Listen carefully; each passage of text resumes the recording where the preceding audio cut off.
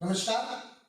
आज जो मेरा वीडियो है वो बेसिकली लक्ष्य के ऊपर है कि बड़े बड़े लोगों का कहना है, जो भी लोग जीवन में सफल हो पाए हैं, तो करीबन सब लोगों का यह मानना है कि जीवन में अगर आपने अपना लक्ष्य तय कर रखा है कि मुझे इस वक्त तक यहां पहुंचना है और वहां पहुंचने के लिए अगर आपके अंदर पागलपन है तो उनका मानना है कि फिर उसको वहां पहुंचने से कोई नहीं रोक सकता।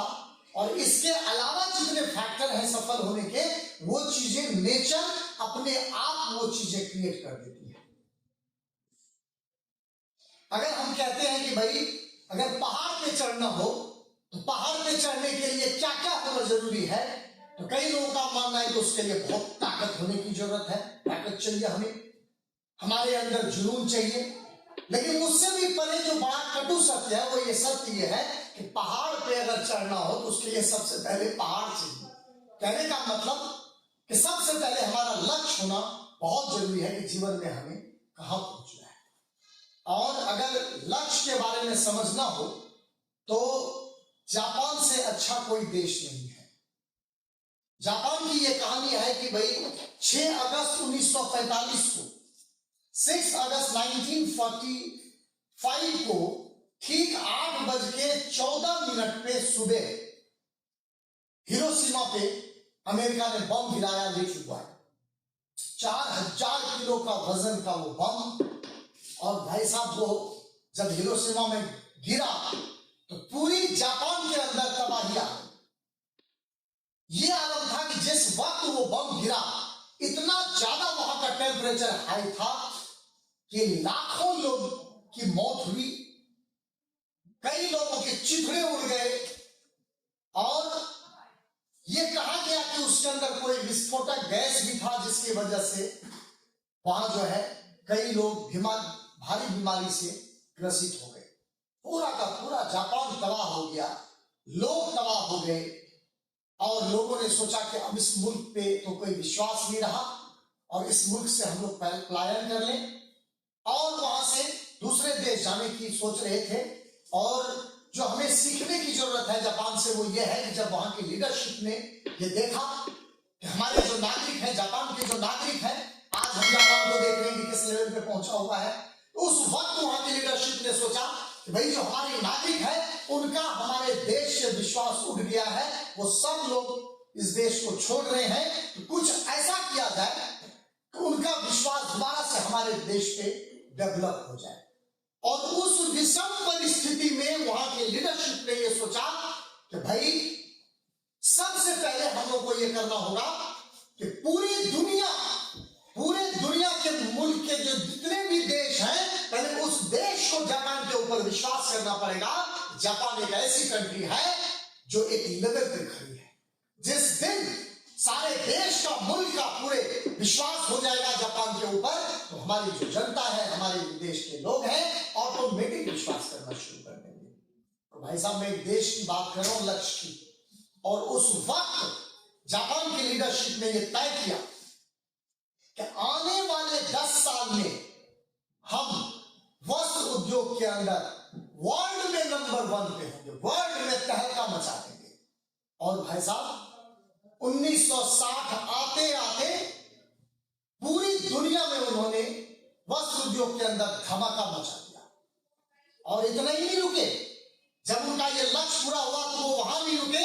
उसके बाद उन्होंने ये, उनकी लीडरशिप ने वहां ये कसम खाई कि अगले आने वाले 10 साल में हम इस्पात की दुनिया में इस्पात निर्माता बनेंगे और वर्ल्ड में राज करेंगे, पूरी दुनिया पे राज करेंगे। और सबसे बड़ी बात जो अभी मैं कह रहा था कि जब हमारा लक्ष्य तय हो और जुनून हो, पागलपन हो वहां पहुंचने का, तो बाकी चीज हमें नहीं चाहिए। तो मैं आपको बताऊं, अगर इस्पात निर्माता बनना हो तो सबसे पहले उसके लिए हमें आयरन स्टील चाहिए, कोल चाहिए, जो कि कुछ भी वहां अवेलेबल नहीं था।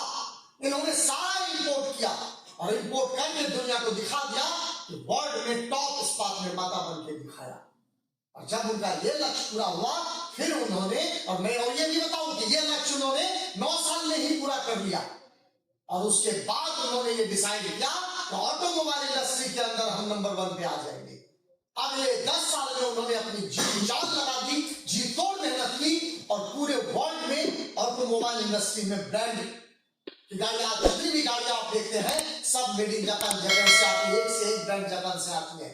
तो लक्ष्य तो भाई साहब, अगर एक देश ऐसा इतना विशाल रूप सोच सकता है तो हम तो बिल्कुल इंडिविजुअल हैं। अगर हमने ये सोचा कि हमें अपने लक्ष्य पे पहुंचना है और पागलपन है तो हमें उसे कोई नहीं रोक सकता। मैं आपको बताऊं, हार्वर्ड यूनिवर्सिटी के अंदर एक बार एक रिसर्च हुआ एमबीए स्टूडेंट को लेके। उसमें यह हुआ कि भाई हम 10 साल में एमबीए स्टूडेंट्स पे रिसर्च हुआ और जितने भी स्टूडेंट्स थे 100% स्टूडेंट्स पे रिसर्च हुआ। उसमें यह पाया गया कि 100% में से 84% स्टूडेंट ऐसे थे जिन्होंने अपने लाइफ में कभी लक्ष्य नहीं बनाया कि मुझे किस मुकाम पे पहुंचना है। 84%। अब जो 16% बचे, 16%, उसमें से 13% स्टूडेंट ऐसे थे जिस 13% स्टूडेंट ने लक्ष्य तो बनाया था लेकिन उन्होंने अपने लक्ष्य को ब्रेन में रखा था, दिमाग में लिख के नहीं रखा था। ब्रेन में रखा था 16 में से 13% स्टूडेंट ने दिमाग में रखा था कि मुझे इस मिशन पे पहुंचना है। बाकी जो लास्ट के 3% स्टूडेंट था जिन्होंने अपनी डायरी में लिख के रखा था मुझे हर हाल में यहां तक पहुंचना है। और जब पूरी ये रिसर्च का 10 साल का पीरियड बीता और 10 साल पीरियड बीतने के बाद ये पता किया गया कि जो 84% बच्चे थे आज वो किस मुकाम पे है। जो 13% बच्चा था जिन्होंने ब्रेन में लक्ष्य को रख रखा था वो आज किस मुकाम पे है और जो 3% स्टूडेंट है वो आज किस मुकाम पे है। मैं बताऊं, ये पाया गया कि वो जो 13% स्टूडेंट थे जिन्होंने अपने लक्ष्य को अपने ब्रेन में रखा था वो उन 84% स्टूडेंट से अपने आमदनी, अपने लेवल, अपने रुतबा में डबल थे। लेकिन जब उस 3% स्टूडेंट को पाया गया तो बाकी 97% स्टूडेंट की तुलना में वो 3% स्टूडेंट अपने एक मुकाम पे पहुंचे हुए थे। अपने फाइनेंशियल स्टेटस को लेके भी, अपने रुतबे को लेके भी, यानी उनकी जो आमदनी थी वो 3% की, वो कहने वाली बात नहीं, उनकी आमदनी बिल्कुल बूम पे थी। ये सारा था वैसा लक्ष्य का। अगर आपने जीवन में अपना लक्ष्य लिख के रखा हुआ है और आपके अंदर पागलपन है, वहां पहुंचने से आपको कोई नहीं रख सकता। इसी के साथ सब लोगों को मेरी बहुत सारी शुभकामनाएं। Thank you very much. All the best.